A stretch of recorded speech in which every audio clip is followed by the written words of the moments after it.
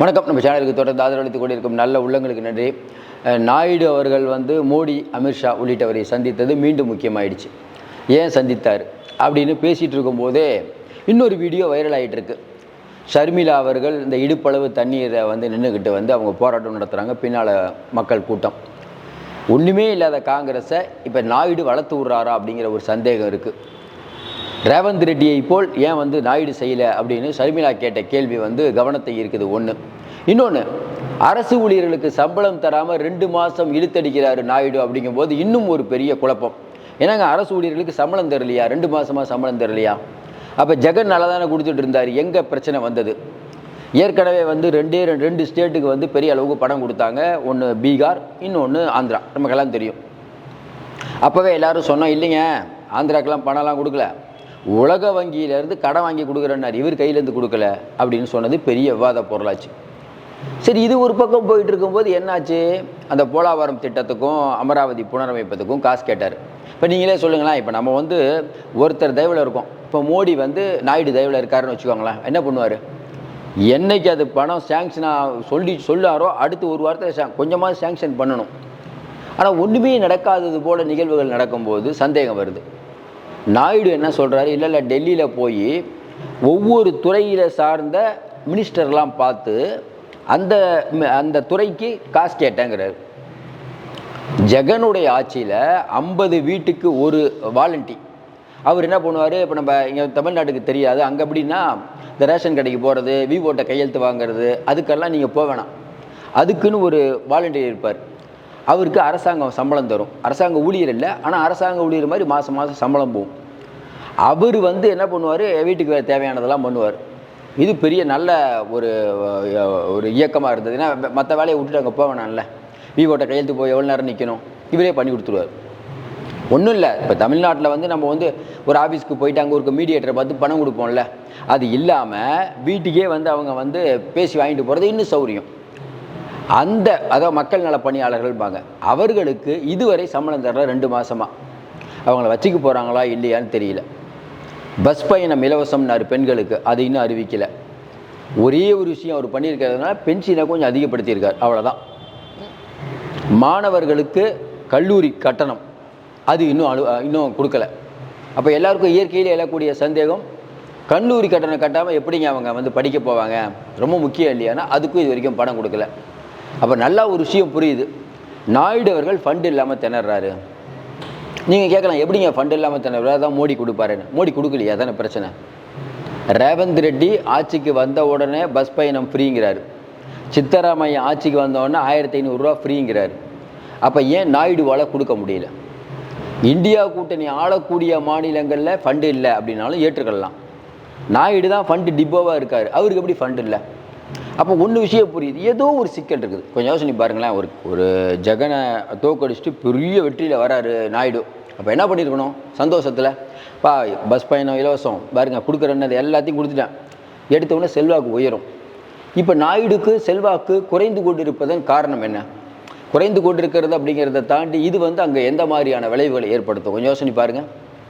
ஏன்னா இன்றைக்கி இருக்கக்கூடிய சூழ்நிலையில் நாயுடு அவர்கள் அப்படிங்கிறவர் அவருடைய இமேஜ் அப்படிங்கிறது முதல்ல இருந்த அளவுக்கு இல்லை அப்படிங்கிறாங்க. இன்னொரு பக்கம் பார்த்தீங்கன்னா ரோஜா அவர்களை கைது பண்ணுறது, அதில் தீவிரம் காட்டுறாங்க. பட் அதெல்லாம் மறக்கடிக்கிற மாதிரி இன்றைக்கி சில விஷயங்கள் நடந்துட்டு இருக்குது. குறிப்பாக ஒவ்வொரு துறைக்கும் ஒதுக்கப்பட்ட நிதி அப்படிங்கிறது கம்மியாயிடுச்சு. சரி, இதுக்கு என்ன காரணம்? டெல்லியில் போய் இவர் என்ன பேசினாருங்கும் போது, எப்பயுமே ஒரு கவர்மெண்ட்டு ஒரு பணம் வந்துக்கிட்டே இருக்கும் எப்பயுமே. அதாவது முக்கியமானது, இப்போ வெள்ளச்சேத பாதிப்பு, இந்த ஒரு நகரை புனரமைப்பதற்கு, இதுக்கெல்லாம் ஸ்பெஷலாக கோட்டாவில் பணம் கொடுப்பாங்க. ஆனால் அது இல்லாமல் பல துறைகளுக்கு ஃபண்டு வந்துக்கிட்டே இருக்கும். அதெல்லாம் நிற்காது. அதுவே நின்று போச்சுங்கும் போது அப்போ சந்தேகம் வருது. அப்போ டெல்லியிலேயே பணம் இல்லையா? ஏன்னா ஏற்கனவே அந்த மக்கள் நல பணியாளர்கள் ஏற்கனவே இருந்த திட்டம், அதுக்கு ஏன் பணம் கொடுக்கல? இல்லை திட்டமிட்டு நாயுடு நிறுத்துறாரா? ஒன்று தான் பண்ணார். அண்ணா கேண்டீன் ஒன்று ஏற்கனவே அவர் இப்போ அம்மா உணவகம் இருக்குல்ல, அந்த மாதிரி அது கொஞ்ச நாளாக மூடி இருந்தது, அதை திறந்துட்டார். இதை ஒன்றை தவிர வேறு எந்த வேலையும் நாயுடு பண்ணல. நாயுடு மாதிரி ஒரு ரொம்ப நாள் இருக்கக்கூடிய ஒரு அரசியல்வாதி அவருடைய இந்த மூவை நம்ம எப்படி புரிஞ்சுக்கிறது? ஏன்னா ஒரு பக்கம் அதாவது ஜெகனை கார்னர் பண்ணுறதுக்கு எல்லா வேலையும் பண்ணுறீங்க, இன்னொரு பக்கம் பார்த்தீங்கன்னா எதுவுமே பண்ணல. இன்னொரு பக்கம் ஜெகன் வந்து போராட மாட்டுறாரு. இப்போ அண்மையில் பார்த்தீங்கன்னா அந்த கோதாவரி ஆற்றை திறந்து விட்டு நிறையா இடத்துல வந்து வெள்ளம், பயிரெலாம் மூழ்கிடுச்சு, 45,000 ஏக்கர் மூழ்கிடுச்சு. அங்கே வந்து ஷர்மிளா போய் இடுப்பளவில் தண்ணீர் நிற்கிறது, அது பெரிய வைரல் ஆகிடுச்சு அந்த நியூஸ். அப்போ ஒன்று நல்லா தோணுது என்னென்னா, ரேவந்த் ரெட்டியோடைய குரு தான் நாயுடு. ரேவந்த் ரெட்டிக்கும் ஷர்மிளா அவர்களுக்கும், ஏன்னா அவங்க 2 பேரும் காங்கிரஸ், இயற்கையிலே கொஞ்சம் நல்ல ஃப்ரெண்ட் அவங்க. அப்படிப்பட்ட சூழ்நிலையில் இன்னைக்கு ஜெகனை வீழ்த்துவதற்காக ஷர்மிளாவை வேணும்னே இப்போ வந்து நாயுடு வளர்க்குறாரா, காங்கிரஸ் வளர்க்குறாராங்கிற சந்தேகம் பிஜேபிக்கு இருக்குது. இப்போ மாநிலத்தில் என்ன நிலவரம்னா, நாயுடு அவர் பாட்டுக்கு எதுவும் பண்ணுறதே இல்லை, ஜெகன் இது வரைக்கும் போராட்டம் பண்ணல, இந்த பக்கம் ஷர்மிளா போராட்டம் பண்ணிகிட்டு இருக்காங்க. அப்போ என்ன சொல்கிறாங்க, ஷர்மிளா பிஜேபியுடைய கையாளான ஜெகனும் வேணாம், இவர் பிஜேபி இல்லை, நம்ம நாயுடு வேணாம், ஜெகனும் வேணாம், 2 பேரும் மக்களை விரோதிக்கிறாங்க, எங்களுக்கு ஒரு வாய்ப்பு தாங்கன்னு இப்போவே கிளம்பிட்டாங்க. ஆனால் நமக்கு தெரிஞ்சு ஷர்மிளா அவர்களை போட்டது தப்பு இல்லை. ஏன்னா ஒன்றுமே இல்லைங்க காங்கிரஸ் அங்கே, அதாவது ஒன்றுமே இல்லைன்னா எப்படி இருந்த காங்கிரஸ் எப்படி ஆகிடுச்சு, மொத்தமாக ஜெகன் பின்னால் போயிடுச்சு. இப்போ அதை உடைக்கிறதுக்கான முயற்சியில் இன்றைக்கி ஷர்மிளா பண்ணுறாங்க. அதுக்கு நாயுடும் உடந்தங்கிற மாதிரி தான் நமக்கு தோணுது. நாயுடு யோசிப்பார்ல, இவங்க 2 வந்து ஜெகனை விளையாடக்கூடாது, பரவாயில்ல காங்கிரஸ் ஏதோ அதுக்கு பெருசாக ஓட்டு இல்லை, அது பண்ணால் பண்ணிகிட்டு இருக்கட்டும்னு இவரே திட்டமிட்டு பண்ணுறாரு. இல்லைன்னா இவ்வளோ தைரியமெல்லாம் ஷர்மிளா வந்து இடுப்பளவு தண்ணியில் போட்டு அது பெரிய வைரல் ஆகுது அந்த நியூஸு, எப்படி அவங்கள வந்து இன்னும் கை வைக்காமல் இருக்கார், அரெஸ்ட் பண்ணாமல் இருக்காருன்னா பெரிய கேள்விகள் கேட்டுட்ருக்காங்க. ஆனால் ஒரே விஷயம் நல்லா புரியுது, காங்கிரஸ் அமைதியாக நின்று வேடிக்கை பார்க்குது, ஜெகன் ஒன்றும் பண்ண முடியல. ஏன்னா என்ன பண்ணுவார் அவர் இன்றைக்கி இருக்கக்கூடிய நிலைமையில். அப்போ டெல்லியில் போய் இவர் என்ன பேசினாருன்னு கேட்கும்போது, இல்லைங்க டெல்லியில் ஃபண்டு கேட்க தான் போனார், என்னங்க ஆச்சு ஃபண்டுன்னா இது வரைக்கும் தெரில. மோடி அவர்களை பார்க்குறாரு, உள்துறை அமைச்சர் அமித்ஷாவை பார்க்குறாரு, என்ன அவர் வெளியில் வந்து அதான் சொல்கிறார், இல்லைங்க நான் ஃபண்டு கேட்க போனேன் அப்படிங்கும்போது. அப்போ இயற்கையாக எழக்கூடிய சந்தேகம், பணவீக்கம் அப்படிங்கிறது வந்து இன்றைக்கி வந்து ஃபண்டில் தடுமாறுது பிஜேபி அப்படின்னு சொல்லும்போது, உண்மையிலேயே பிஜேபி ஃபண்டில் தடுமாறுதா? அப்போ நிதிஷ்க்கு என்ன பிரச்சனை, நிதிஷ்க்கு எப்படி காசு கொடுப்பாங்க? சரி ரைட்டு, இப்போ வந்து நம்ம இது 3 மாநில தேர்தல், அதில் வந்து மகாராஷ்டிராவில் நீங்கள் நிற்கிறீங்க, ஏற்கனவே ஷிண்டே 1500 ரூபா அங்கே கொடுக்குறேங்கிற மாதிரி சொல்லிட்டாரு. ஏதாவது ஒரு வளர்ச்சி திட்டங்களை இப்போ நீங்கள் மகாராஷ்டிராவுக்குள்ளே கொண்டு போகணும். ஏற்கனவே ஃபண்டு இல்லாமல் கஷ்டப்படும் போது எப்படி நீங்கள் ஃபண்டை கொடுப்பீங்க, கொஞ்சம் யோசனை பாருங்கள். அப்போ இந்த ஃபண்டெல்லாம் எங்கே போச்சு அப்படின்னு கேட்கும்போது, இல்லைங்க ஏற்கனவே ரிசர்வ் வங்கியில் ஒரு அமௌண்ட் வச்சுருப்பாங்க எப்பயுமே. ஏன்னா அரசாங்கத்தில் ஏதாவது ஆபத்து காலம், இந்த கொரோனா காலத்தில் ரொம்ப பஞ்சம் கிஞ்சம் வரும்போது ரிசர்வ் பேங்க்லேருந்து வாங்கிக்குவாங்க. இது வரைக்கும் ஐயா சொல்கிறாருல, ஜவஹர்லால் நேரு, அப்புறம் இந்திரா காந்தி அவர்கள், ராஜீவ் காந்தி அவர்கள், நரசிம்மராவ் அவர்கள், மன்மோகன் சிங் அவர்கள், இவர்கள் காலத்தில் வாங்கலை. ஐயா மோடி ரிசர்வ் பேங்க்லேருந்தே பணத்தை வாங்கி செலவு பண்ணுறார், அப்போ இவர்கள்ட்ட ஃபண்டு பெருசாக இல்லை. நீங்கள் கேட்கலாம், என்னங்க ஜிஎஸ்டி நிறையா வாங்குறாங்களே எங்கெங்கே போகுதுன்னா அதுதான் தெரியல, பணம் எங்கே போகுதுன்னு தெரியல. சாதாரண ஒரு மனிதனுக்கு கிடைக்கக்கூடிய சந்தேகம், நாயுடு இல்லைன்னா மோடி அமைச்சரவையில் இது பிரைம் மினிஸ்டராக இருக்க முடியாதானா? இருக்க முடியும், நாயுடு இல்லாட்டினாலும் இருக்க முடியும். ஒருவேளை அதனால தான் பார்த்துக்கலாம்னு நினைக்கிறாரா? நாயுடுக்கு வேறு என்ன வழி இருக்குது? சரி வித்ரா பண்ணுறோம் அப்படின்னு சொன்னால் காசு தரலைன்னா அடுத்து இந்தியா கூட்டணி ஆட்சி அமைக்க இவர் போனால் ஆட்சி அமைச்சிருமா? அமைக்காது. அப்போ பார்க்க போனால் மோடியும் நாயுடுவான்னு பார்த்தா நாயுடுக்கும் மோடி தேவை, மோடிக்கும் நாயுடு தேவை. நாயுடுவை மட்டும் நம்ம குறை சொல்லி பார்த்தது, அவர் யோசிப்பார்ல, நாயுடு நிதிஷ் 2 பேர் வந்தால் தான் மோடி ஆடுவார். 2 பேரும் ஒன்றாக்க முடியாமல் இவர் உள்ளடி வேலை பார்த்தாலும் பார்க்கலாம், சொல்ல முடியாது. ஆனால் இதில் எல்லாத்துக்கும் ஒரு சுவாரஸ்யமான விஷயம் என்னென்னா, நல்லா பெரிய லெவலில் ஜெயித்த ஒரு நாயுடு கட்சி இப்போ ஜெகன் 2 நாளைக்கு முன்னாடி சொல்கிறாரு, நான் தோற்றதுக்கப்புறம் மக்கள் உணர்வாங்க, நான் எந்த அளவுக்கு மக்களுக்கு பணம் கொடுத்துட்டு இருந்தேங்கிறத மக்கள் உணர்வாங்க. ஏற்கனவே சொன்ன மாதிரி ஜெகன் ஆட்சியில் எல்லாருக்கும் பணத்தை அள்ளி விட்டுறது தான், வளர்ச்சி திட்டங்கள் எதுவும் இல்லை, ஆனால் மக்கள் கையில் பணம் போச்சு. இந்த வாலண்டியர் இந்த மாதிரி நிறைய பண்ணார், அது எல்லாம் தடைப்பட்டவுடன் மக்கள்கிட்ட ஒரு மௌன புரட்சி இருக்கிறத பார்க்க முடியுது. இது இப்படியே நீடிக்கும்லாம் சொல்லலை, அதுக்கப்புறம் சென்ட்ரல் கவர்மெண்ட்டில் பணம் வந்தால் கொடுத்துருவார். ஆனால் ஏன் அந்த ஃபண்டு வந்து இன்னும் வரலை, அதான் கேள்வி. அப்போ ஃபண்டு கொடுக்கறதுல மோடிக்கு என்ன பிரச்சனை? கொடுக்கக்கூடாது நாமம் போடலான்னு நினைக்கிறாரா?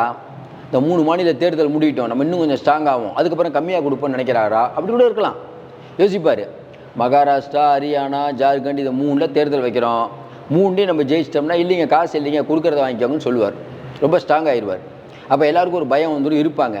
3 மாநிலத்தை தோற்றா அடுத்த நாளே பேமெண்ட் கொடுத்துறது, கெஞ்சினா மிஞ்சிருது, மிஞ்சினா கெஞ்சிருது. இது அங்கே வெகுவாக பேசப்பட்டுவிடுது. மற்ற வகையில் ஷர்மிளா அவர்கள் நல்லா முன்னுக்கு வந்துட்டு இருக்காங்கிறத நம்மளை பொறுத்த வரைக்கும் காங்கிரஸ் நல்லா தான் பண்ணிகிட்டு இருக்காங்க.